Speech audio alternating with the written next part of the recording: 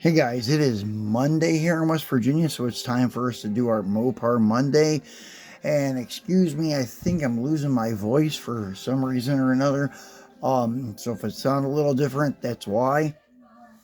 And I was gonna try to crack out 4 Autoworld challengers for you today, but I'm only gonna do the 2, and that is the 2021 Release 5. We're going to do the versions A and B of the 2018 Dodge Challenger Hellcat. I have one is in white knuckle and the other one is in redline tri-coat. So we're going to start with the redline tri-coat. That is version A of the series. Nice looking color. It almost looks like the ultra red chase color. And looks really good on the Challenger with the black interior and the black split 5-spoke style wheels and the wide body flares. So anyways, this one is still numbered, but it's a big number. It's one of 15,930, but still yet numbered. And considering the number of like people in the world, that's really a small number. Because these are like a global release. These were not just released at Walmart or something like that. So it's a global release. So it is a very, very small number when considering that. So our premium facts, the Hellcat name was inspired by the American Grumman F-6F Hellcat fighter plane from World War II. The 2018 Challenger was available in 17 different trim levels, ranging from the SXT to the top-of-the-line Hellcat Red Eye. Yeah, I was always wondering where the Hellcat came from, so that's kind of interesting. And anyways, as you see, Premium Series, Release 5, Version A, and it says for 6 years and older. And on the back side, what is in this lineup? For Collect All 6 in 2021, Release 5, your Muscle Truck Series, which dominated the release. It was 1985 Chevy Silverado, 10 Fleet Side, 1966 Chevy Suburban, a 2020 Chevy Silverado ZL1 LT Trail Boss, Modern Muscle, which is this guy here, 2018 Dodge Challenger Hellcat, and the 1995 Toyota Supra, and only one vintage muscle car, and that was a 1970 Dodge Challenger TA. And I believe I got that. That's either the A and B was, one was green and the sublime green, and one was a bright yellow. I forget what they call their bright yellow, like curious yellow or something like that. I forget. So anyways, let's get him out of the pack, and I've already cracked him open. And if you're careful, these packages do open nicely, where you can put them in like a Protecto, and you can't tell it's been open, or you can just glue it closed again if you want to plan on displaying it on your wall, hanging by the J-hook or something. That's why I open them that way. It's just kind of force of habit. But nowadays, when I'm done opening these, I just throw the packages away, especially the cardboard with the blister, because I usually never put them back in the card anymore. And this one has a little paint flaw on the deck lid, as you can see.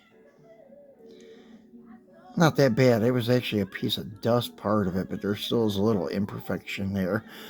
But looking at the back of the car, very nice looking Hellcat plate and the detailed tail lights and the Dodge emblem in between the tail lights and such, and nice rear valence panel with the exhaust pipes coming out, the cutouts. Very cool. And once again, nice detail on the split 5-spoke style wheels, detailed gas cap, and your marker lights.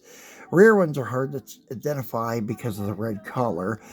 You have your Hellcat on the fender leg, body color door handles. And once again, that little wedge there that I believe should be painted black on all of these. I don't know why they stopped doing that. Then beautifully detailed grille with the honeycomb grill and the honeycomb grill down in the lower bumper cover. And then you get your black chin spoiler.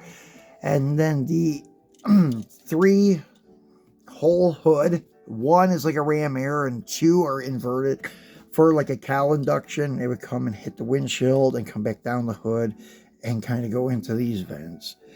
So I think since those are off to the side, I would say those are there more for maybe cooling or aerodynamics. This one is there for making power. You have your detailed wipers in the park position. You can see the dash and everything is very nicely detailed down in there. They did a very nice job on the interiors of these. Even the door panels and everything are nicely done. And then your engine. This one popped open very nicely. The engine compartment on these are beautifully done by Autoworld. They always do a great job on their motor compartments. As you see the big supercharger on top of the engine there. Very, very nicely done car. So that is version A. Let's get to version B, which is in that bright white called White Knuckle. And the premium facts on this one, the 2018 Dodge Challenger Hellcat has a top speed of 195 miles per hour, which is pretty quick for that type of car, considering it's not really aerodynamic and it's a heavy car, as you can see here, weighing in at 4,448 pounds. The Hellcat wide body launches from 0 to 60 in 3.4 seconds, which is very, very impressive for a car that heavy. So moving back here, we see the Premium Series Release 5 version B. 2018 Dodge Challenger Hellcat.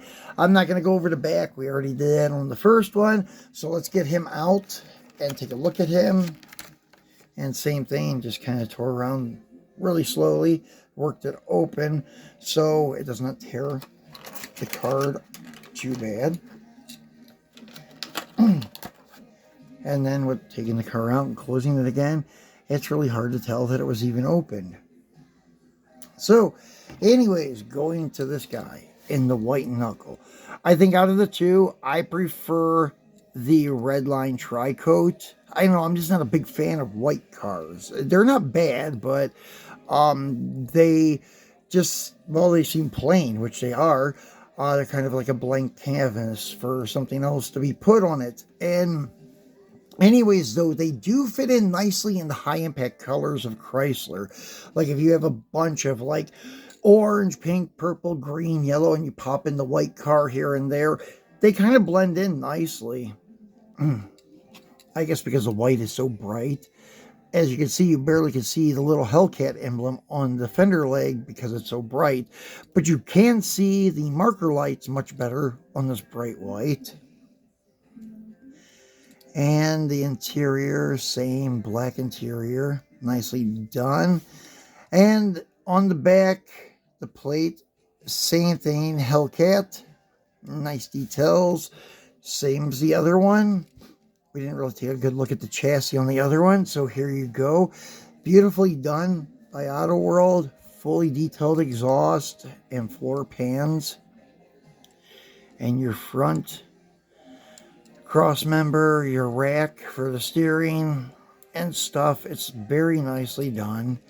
Better than the competitors like Greenlight and M2. These are much nicer, but M2 doesn't really have a lot of newer cars. Greenlight does, and the more they release newer stuff, the bases are getting less and less detailed. But as I mentioned before, I just really keep my cars displayed like this, so you really don't have to worry about the detail of the base. So once again, beautifully detailed motor compartment from Autoworld, and you can even see the details a little better on the white. Very nicely done. So that is it for our Mopar Monday today, guys. We'll be back some throughout the week to do a couple more videos for you guys. I should have some more stuff coming in this week, maybe.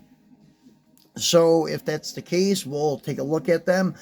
And the one thing I think I have coming up would be that new 69 C10 from Hot Wheels, the RLC one. We'll do a quick look at it, unboxing on it. I forgot to show you guys the Super when I got it, but I just went ahead and sold it. I didn't open it.